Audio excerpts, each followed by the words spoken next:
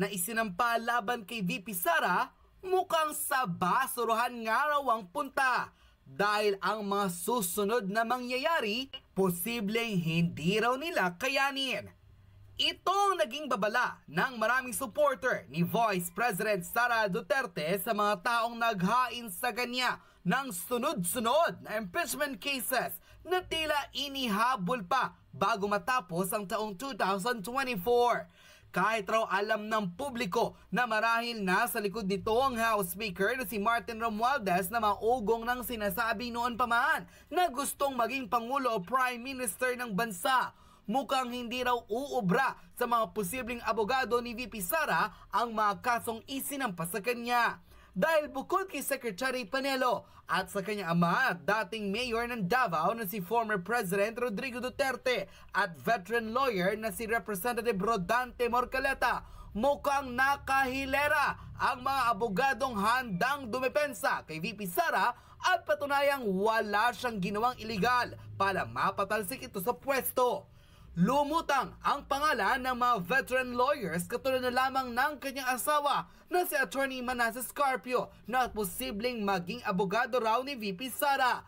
Maging ang top-tier celebrity lawyer na si Attorney Ferdinand Topacio na kilalang miyembro ng Iglesia ni Cristo ay isa sa pininiwalaang defender ni VP Sara noon pa man. Maging ang isa sa mga tinitingalang abogado ng Integrated Bar of the Philippines at ang former Solicitor General na si Jose Calida ay pinaniniwalaang ring posibleng maihilera sa mga abogadong ipagtatanggol ang Vice Presidente laban sa mga impeachment cases na isinampa sa kanya.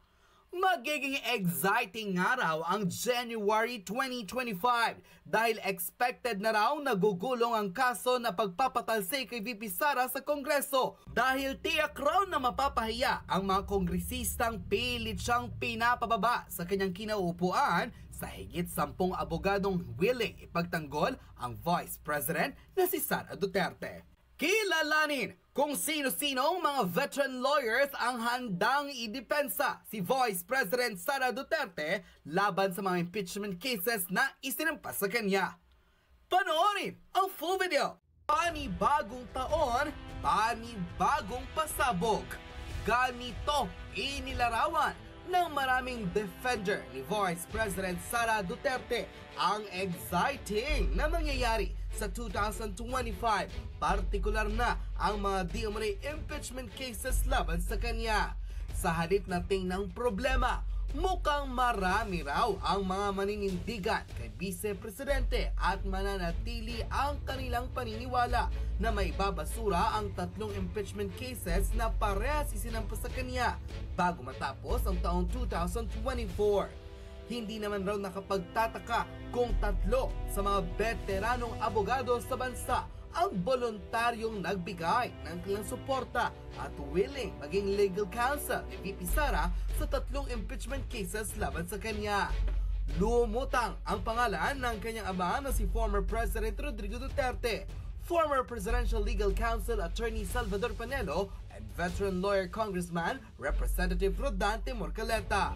Ilan lamang sila sa mga taong gusto ng taong bayan na bigyang proteksyon at ipaglaban ang Vice Presidente sa di umano'y political harassment na ginagawa sa kanya.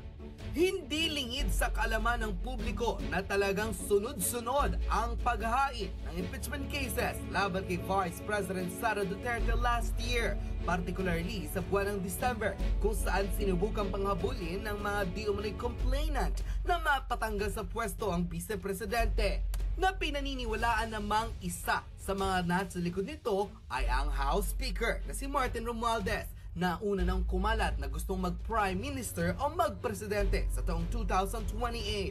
Ngunit ang hindi raw alam ng mga mambabatas na ito, nasa likod ni VP Sara ang pinakamalaking pangalan pagdating sa abogasya o ang mga taong willing siyang i-defend matapos ang pangmamaltrato sa kanya ng Kongreso. Isa na rito ang Sagip Party List Representative si Rodante Morcaleta, kung saan mauna nang sinabi na handa siya maging legal counsel ni VP Sara anumang oras kailanganin ang kanyang presensya. Matatandang isa rin siya sa walang takot na ipinagtanggol ang Office of the Vice President sa mga mambabatas na tinapyasan ng budget ng OVP na mula sa mahigit sa 2 bilyong piso. Binaba ito sa 733 million pesos na ayon mismo kay Rodante Morcaleta. Hindi na daw ginalang ng mga kanyang kapwa mambabatas hindi lamang ang konstitusyon kundi maging ang opisina ng ikalawang pangulo ng bansa. Isa rin sa mga matutunog na pangalan na posibleng maging legal counsel ni VP Sara ay ang former presidential legal counsel at abogado de Campanilla na si Attorney Salvador Panelo, isa sa mga iginagalang na miyembro ng Integrated Bar of the Philippines at veteran lawyer na isa sa mga pinakarespetadong abogado sa bansa. Ayon mismo kay Secretary Panelo, although kaya raw ni VP Sara ang mga hamon na isinasampa sa kanya, hindi raw siya mag-aatuwing tulungan ang anak ng dating Pangulo para ipagtanggol ang kanyang sarili, lalo't naniniwala ang veteran lawyer na walang kinumit na illegal practice ang Vice Presidente at ginagawa lamang nito ang kanyang trabaho. At panghuli, ang dating Pangulo at ama ng Vice President na si former President Rodrigo Duterte na magpakailang beses nag-alok ng tulong kay VP Sara pagdating sa financial sa pag-hire ng mga lawyers. Ngunit hindi ito tinanggap ng Vice Presidente at humantong na sa pagbaboluntaryong maging abogado niya ang kanyang sariling ama.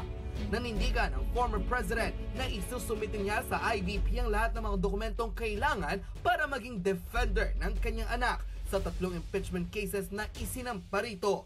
Hindi lamang sila ang mga posibleng dapat abangan ng taong bayan na magiging tagapagtanggol ng Vice Presidente sa gugulong na kasong impeachment laban dito dahil bukod sa 3 pinakarespetadong lawyer sa bansa, mayroon pang 10 at higit pa na pwedeng maging tagapagtanggol ni VP Sara laban sa mga kasong isinampa sa kanya. Sa katunayan, isang netizen ang nag-comment online kung saan nag-trending pa matapos sabihin na dapat humanda ang mga kongresistang pilit pinapatalsik si VP Sara sa kanyang pwesto.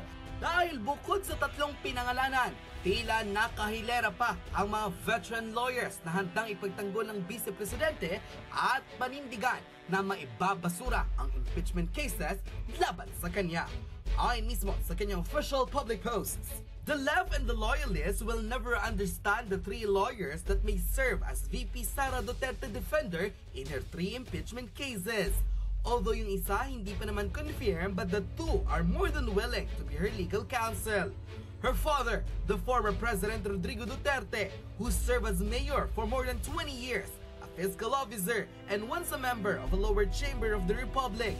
Second, Representative Rodante Morcaleta, a veteran lawyer, devoted part of the powerful religious sect Iglesia ni Cristo, and a member of the 19th Congress who is so brave to defend the tradition of the Constitution and bow down to respect the office of the Vice President. Third, the former Presidential Legal Counsel, former palace spokesperson, and veteran abogado de Campanilla, Attorney Salvador Panelo, who defends and serves as lawyer of Sara's father during the Congress and Senate inquiry regarding on the alleged EJK of the Duterte admin. 3 pa lang yan sa lagpas 20 abogadong gustong maging tagapagtanggol ni VP Sara sa mga impeachment cases laban sa kanya. Alam kaya ng mga bobong panatiko ng mga kongresista kung sino ang binabangga nila. Not to brag, but these 3 lawyers can face the court anytime, one-on-one, and discuss the things in all legal way to prove that VP Sara Duterte never commit any illegal practice para mapatalsik sa pwesto. Baka nga kay Representative Marcoleta pa lang, hindi na sila umubra. Para lang sa kaalaman ng lahat, totoong political harassment ang ginagawa sa kanya at sa kanyang pamilya dahil ngayon pa lang, alam ng mga demonyong politiko na si Sara ang next big thing. And kapag itong naupo sa pwesto, ubos silang lahat. As what she said, ako ang klase ng taong hindi nagpapaareglo. Ako ang klase ng taong hindi nagpapatawad kung sukdulan ang ginawa nila hindi lamang sa akin, kundi lalo sa taong bayan.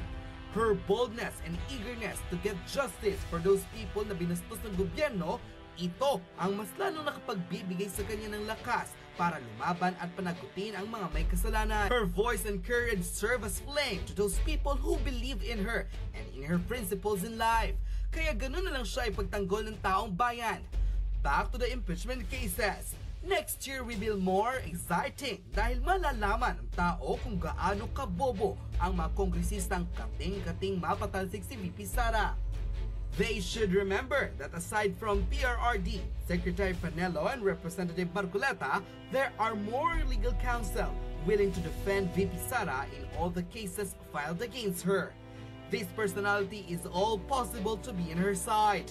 Attorney Manasseh Scarpio, Attorney Trixie Cruz Angeles, Attorney Jimmy Bondoc, Attorney JV Hinlo, Attorney Raul Lambino, Attorney Silvestre Bello, Attorney Salvador Medjaldea, Attorney Ferdinand Topacio, and Attorneys Jose Calida, former Solicitor General, and isa sa mga taong hindi nagpabayad at tuluyang ipinag-utos na maipasara ang media conglomerate na ABS-CBN at TV network who owned by the Lopezes. The family has a trillion pesos debt to the government of the Philippines.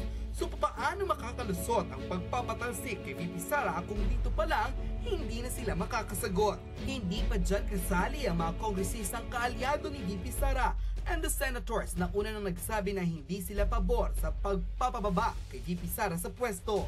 Tandaan, 7 lang ang kailangan ni Sara Duterte para makansela ang impeachment laban sa kanya. To make these things clear, isa lang ang kapupuntahan ng mga kaso ni VP Sara, kundi sa basurahan. Kaya huwag na silang mag-ambisyong palitan siya as VP or mag-Prime Minister dahil aside from these lawyers, ang taong bayan ang makakalaban nila. Unquote. Ayon sa naging trending public post, mukhang mahihirapan nga ang mga kalaban ni VP Sara Duterte na mapatalsik ito sa kanyang pwesto dahil bukod sa isa itong abogado, napapaligiran raw ng legal counsel ang Vice Presidente dahil bukod kay Secretary Panelo, Representative Marcoleta, voluntaryong nagsabi ang kanyang ama na si former President na si Rodrigo Duterte na magbibigay siya ng mga dokumento sa Integrated Bar of the Philippines para opisyal siyang maging legal counsel ng anak. Bukod dito, may 10 pang mga veteran lawyers ang handang ipagtanggol si VP Sara laban sa mga impeachment cases na isinampa sa kanya. Kabilang dito ang kanyang kabiyak at isa ring veteranong abogado na si Attorney Manasseh Scarpio, PDP Laban members and senatorial aspirant Attorney Jimmy Bondoc, Attorney JV Hinlo, Attorney Raul Lambino, and former Executive Secretary Attorney Vic Rodriguez. Nakahilera rin sa mga di-umano'y defender ni VP Sara ang tinaguriang big boy at Executive Secretary ni former President Duterte na si Attorney Salvador Medjaldea, Attorney Silvestre Bello, former Press Secretary Attorney Trixie Cruz Angeles, top-tier celebrity lawyer Attorney Ferdinand Topacio, and former Solicitor General and top-calibrated lawyer Attorney Jose Calida. Sila lang naman ang posibleng makaharap ng marami sa mga kongresistang naghain ng impeachment cases laban kay VP Sara na ayon mismo sa ilang mga veteranong abogado, mukhang mahihirapan silang mapatalsik ito sa pwesto. Gayunpaman, naniniwala ang taong bayan na walang iligal na ginawa si VP Sara para mapatanggal ito sa kanyang kinauupuan. Malinaw na political harassment lamang ang ginagawa sa kanya dahil ngayon pa lamang naghahanda na raw ang mga ganid at demonyong politiko na papatalsik ang next big thing sa 2028 presidential election. Ano ang iyong magiging reaksyon na bukod kay former President Rodrigo Duterte, Attorney Salvador Panelo at Representative Rodante Marcoleta, tila marami pang abogado ang voluntaryong maaaring mag-defend kay VP Sara laban sa 3 impeachment cases na isinampa sa kanya. Anong iyong magiging reaksyon sa balitang ito? Just comment below.